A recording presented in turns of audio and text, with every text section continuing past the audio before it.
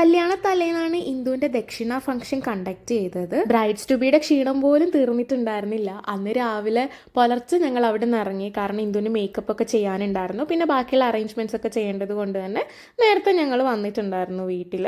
BSc തൊട്ടേ ഞാൻ അവളുടെ കൂടെ കൂടിയത് കൊണ്ട് അവളുടെ ഒരുമാതിരിപ്പെട്ട എല്ലാ ഫ്രണ്ട്സിനെയും റിലേറ്റീവ്സിനെയും എനിക്ക് നന്നായിട്ട് അറിയാം. അതുകൊണ്ട് തന്നെ എനിക്കങ്ങനെ ഭയങ്കര ഓഡായിട്ടൊന്നും ഫീൽ ചെയ്യുന്നുണ്ടായിരുന്നില്ല. നമ്മുടെ സ്വന്തം ഫാമിലിയിൽ നടക്കുന്ന ഒരു ഫംഗ്ഷൻ ആയിട്ടായിരുന്നു എനിക്ക് തോന്നിയിട്ടുണ്ടായിരുന്നു. ഉച്ച കഴിഞ്ഞപ്പോൾ ഞാനും ഗോപികയും ഹൈദരാബാദിലുള്ള ഫ്രണ്ട്സിൻ്റെ കൂടെ മലമ്പുഴ ഡാം കാണിക്കാൻ വേണ്ടി കൊണ്ടുപോയി. പാവങ്ങൾ അവിടുന്നേ വന്നതല്ലേ, എന്തെങ്കിലുമൊക്കെ കാണിച്ചു കൊടുക്കണ്ടേ. നല്ല കാം ആൻഡ് ക്വയറ്റായ ഒരു പ്ലേസ് കണ്ടുപിടിച്ച് ഞങ്ങൾ ഇങ്ങനെ അവിടെ കുറേ സമയം സംസാരിച്ചിരുന്നു. ഞാനിങ്ങനെ വിചാരിക്കും, ഞാൻ എന്താ ഇത്ര വലുതായിട്ടും നന്നാവാത്ത, എന്താണ് മെച്ചൂരിറ്റി ഒക്കെ വരാത്തേന്നുള്ളത്. എങ്ങനെ നന്നാവാനാ? എനിക്ക് എപ്പോൾ കിട്ടുന്ന ഫ്രണ്ട്സും ദേ ഇമാതിരിയുള്ള ഫ്രണ്ട്സാണ്. ഒരൊറ്റ മെച്യൂരിറ്റി ഇല്ല ഒന്നിനും. പിന്നെ ഞാനിങ്ങനെ നന്നാവാനാണ്. കുറേ സമയം ഞങ്ങളിങ്ങനെ കല്ലൊക്കെ പെറുക്കി അതിലേക്ക് എറിഞ്ഞു കളിക്കലൊക്കെ ആയിരുന്നു പരിപാടി. രാത്രി ആയപ്പോൾ ഹൈദരാബാദിൽ നിന്ന് വേറെയും കുറേ ഫ്രണ്ട്സൊക്കെ വന്നു.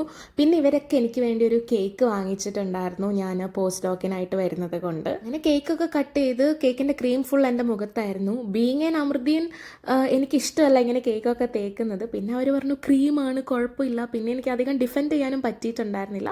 ബട്ട് നല്ലൊരു ഡേ ആയിരുന്നു.